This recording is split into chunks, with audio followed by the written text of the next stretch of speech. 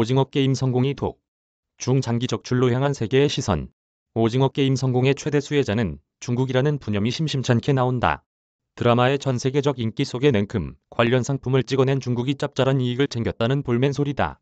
저작권도 무시하고 불법 굿즈로 시장을 장악한 중국이 유통업계는 얄밉기까지 하다.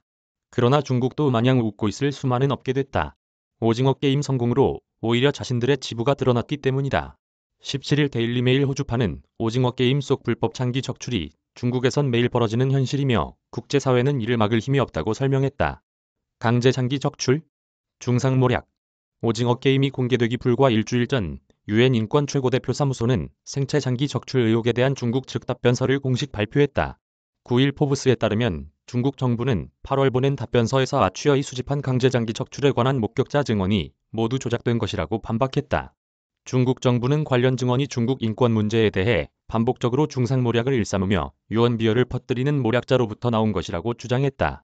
소수민족 탄압, 이슬람교도 박해, 강제 장기 적출, 강제 노동 등 거짓 주장을 펼치는 소위 목격자의 증언을 만들어 국제 여론의 관심을 끌려는 속셈이라고 비판했다. 이어 유엔 헌장의 목적과 원칙에 따라 사실에 입각한 공정하고 객관적 임무를 수행하라고 촉구했다. 소수 집단 출신 수감자 장기 적출, 믿을 만한 정보. 아취어 인권 전문가들은 지난 6월 파룬궁 신도, 위구르족, 티베트인, 이슬람교도, 기독교인 등 소수 집단과 민족을 상대로 한 중국의 생체 장기 적출에 경종을 울렸다. 전문가들은 중국이 특정 소수민족과 집단 출신 수감자를 대상으로 강제 장기 적출을 일삼고 있다는 믿을 만한 정보를 입수했다고 보고했다.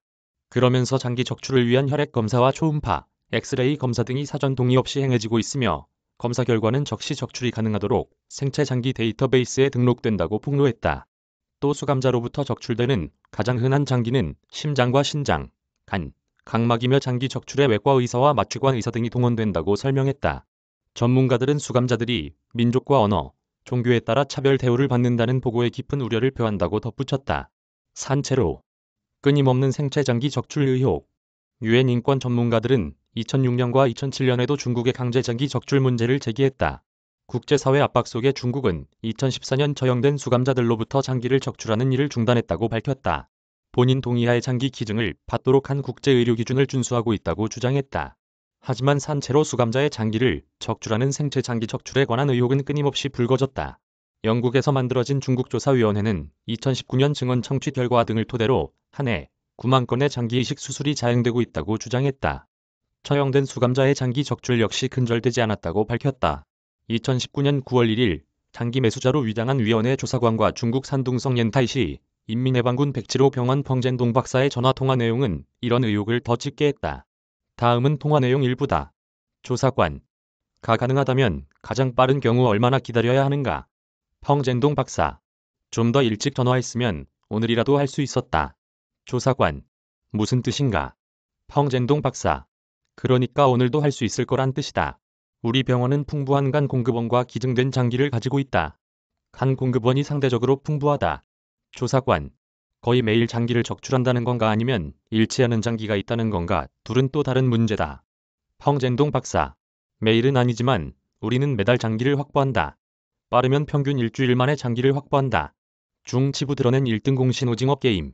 이 같은 여러 국제단체의 문제 제기에도 중국 정부는 강제 장기 적출 의혹을 계속 부인해왔다. 그러나 오징어 게임 인기와 더불어 세계의 시선이 최대 장기 밀매국 중국으로 쏠리면서 궁지에 몰리게 됐다. 중국 입장에선 오징어 게임 성공이 오히려 독이 된 셈이다. 지난달 13일 유엔 제네바 사무소에서 개막한 제48차 인권이사회에서 미첼 바첼레트 유엔 인권 최고대표는 강제 장기 적출 등 중국의 심각한 인권 침해에 대한 추가 증거와 평가를 발표할 것임을 시사했다.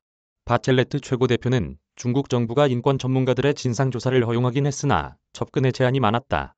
신장이구르 자치구에서 의미 있는 접근을 모색하려던 노력이 좌절돼 유감이라고 밝히고 해당 지역의 심각한 인권 침해에 관한 이용 가능한 정보에 대하여 평가를 마무리하고 있다고 강조했다. 권윤희 기자 이메일 주소 나우뉴스 저작권자 서울신문사